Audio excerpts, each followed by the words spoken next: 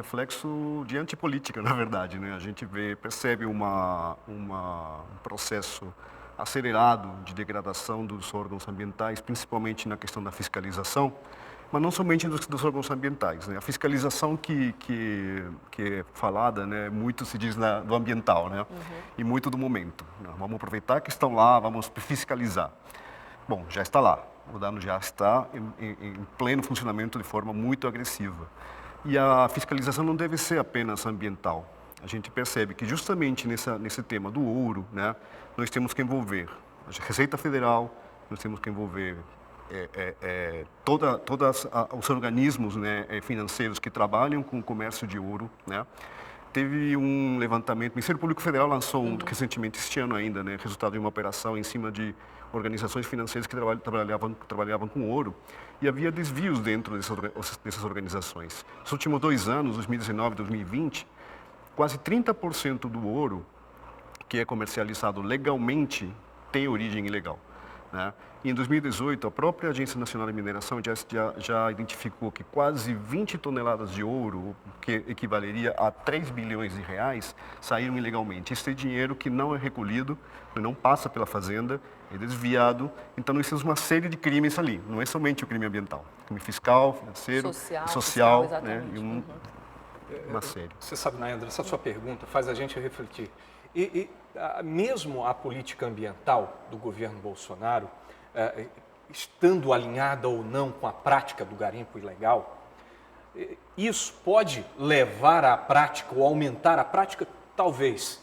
Mas essa atividade que a gente está mostrando aqui na tela, ela já existe há pelo menos nos últimos 40 anos e com esta intensidade. A gente só não tinha visto esse tipo de garimpo tão próximo a Manaus. Agora vamos à parte prática, que é a parte da fiscalização. Bacana. Como bem disse o geólogo, o garimpo no Rio Madeira não está regulamentado. Mas o transporte de combustíveis, este está regulamentado.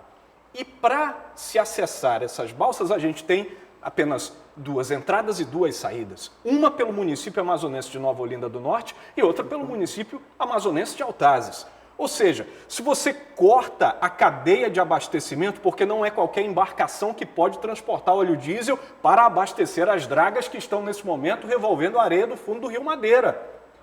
Teoricamente, para se abastecer, precisa-se de embarcação regulamentada.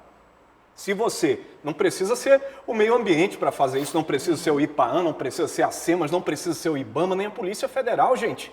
Nós estamos falando de 2 barreiras, uma no sentido Nova Olinda e outra no sentido de Altazes. Se você corta a cadeia de abastecimento, em uma semana acaba o garimpo. Tudo isso passa por uma determinação, né? Por uma vontade política para que se faça isso. Exatamente. Né? Existe interesse nesse corte? Esse é o questionamento, né? Exatamente. Tem toda a cadeia de insumos para a atividade, né? Mas o que intriga também é de onde surgiram tantas balsas, tanto maquinário, né? Quem está financiando isso, né? A gente entende que há talvez uma cadeia de facilitação, né? Não se sabe quem nem como que isso acontece, mas é evidente que está acontecendo. E o número de balsas, né, temos que saber, não sei ainda, por exemplo, elas vieram todas descendo desde Humaitá, desde Porto Velho para cá, ou são novas balsas? O que está acontecendo? Quem está financiando isso? A gente sabe que há anos, né, que vem sendo estudado o garimpo, né, e sabe que não é o garimpeiro que se dá bem no processo, né? É a ponta mais fraca dessa atividade, né? São vidas de garimpeiros se perderam. A contaminação por mercúrio que é usado, né, é o ponto, assim, o ápice da degradação também, toda a degradação socioambiental que acontece. Você falou pobreza, prostituição, e o mercúrio mata lentamente, mas a gente sabe de toda a violência que cerca o garimpo, de mortes por encomenda e de homicídios à luz do dia. E também tem muito a ver com a questão do narcotráfico, né? Da atuação do tráfico de drogas ali naquela região. O senhor acredita que também seria um facilitador? A gente tem ouvido falar muito recentemente o caso na terra indígena do Yanomami, né? Presença de garimpeiros armados, né, com armas diferentes, né? O pessoal já está relacionando isso com facções de tráfico. É possível, né, que haja essas parcerias, né, como aconteceram em outros países, né, o narcoterrorismo e outras situações semelhantes, né? Essas parcerias, como eu disse, acontecem em todos os níveis, né? É possível, né?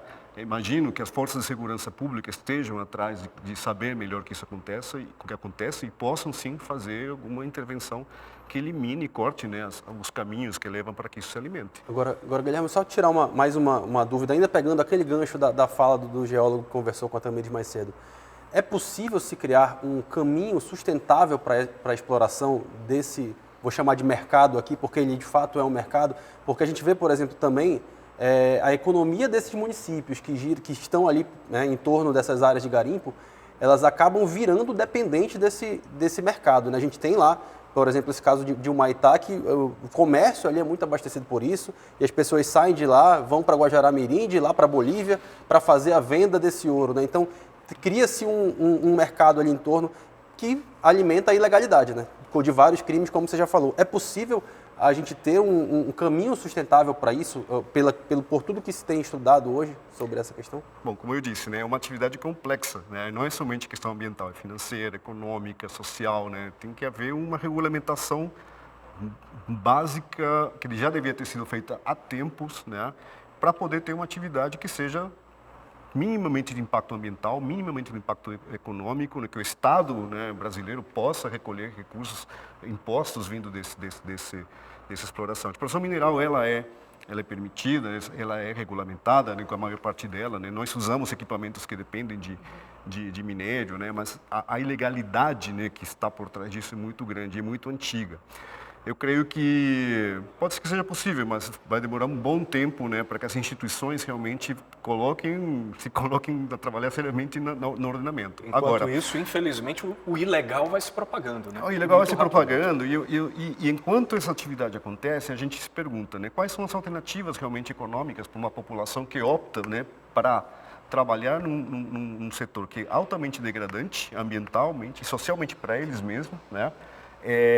A médio e longo prazo, o caso da contaminação por mercúrio, que mata devagar e contamina muita gente. A gente não tem noção hoje de quantas pessoas estariam contaminadas por mercúrio. A não ser necessário que tenha estudo, realmente você sabe, né, quanto tem. Altos índices de contaminação em crianças, com danos, com doenças neurológicas e outro tipo. Danos cerebrais severos. Exatamente. Aproveitar que o assunto é Brasília para trazer outros detalhes para o nosso debate a partir de agora. Isso porque o vice-presidente da República, o general Hamilton Mourão, falou sobre a situação do garimpo ilegal lá no Rosarinho, em Altazes. Na tela, vamos acompanhar juntos o que ele falou.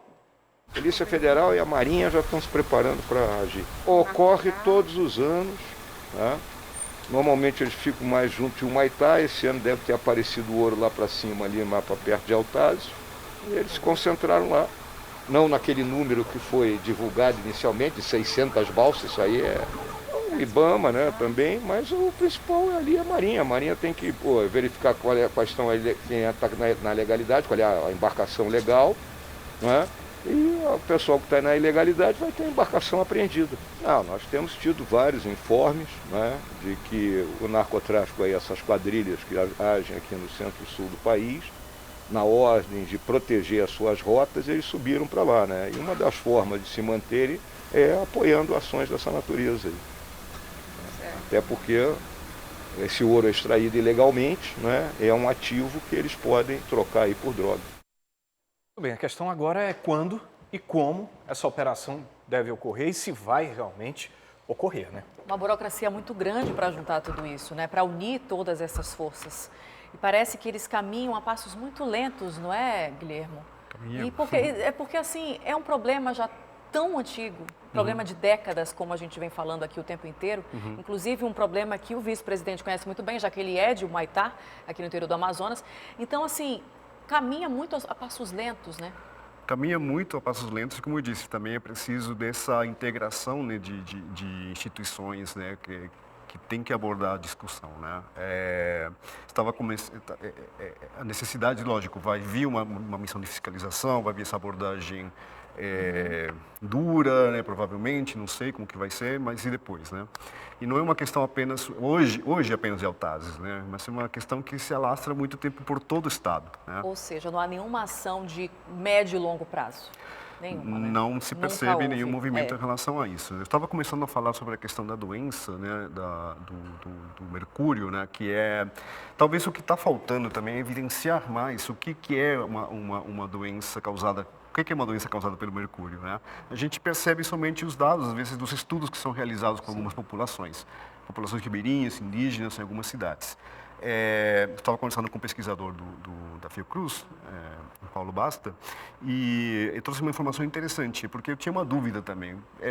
O mercúrio, por exemplo, está presente, mas nem todo mundo desenvolve, né, uma doença. Esse é um pensamento que eu trazia. E, na verdade, é que quando a gente olha uma população urbana, uma cidade como Manaus, por exemplo, tem uma variabilidade maior de alimento, uma dieta mais diversificada. Então, você vai ter menos concentração, menos chance de encontro com alimento contaminado no tempo e em quantidade, né? E também a gente precisa entender que as comunidades ribeirinhas, indígenas, são as que mais sofrem isso porque são as que mais consomem peixe e têm contato direto com isso. Então, tem uma concentração e um contato maior em pouco tempo, constantemente, né?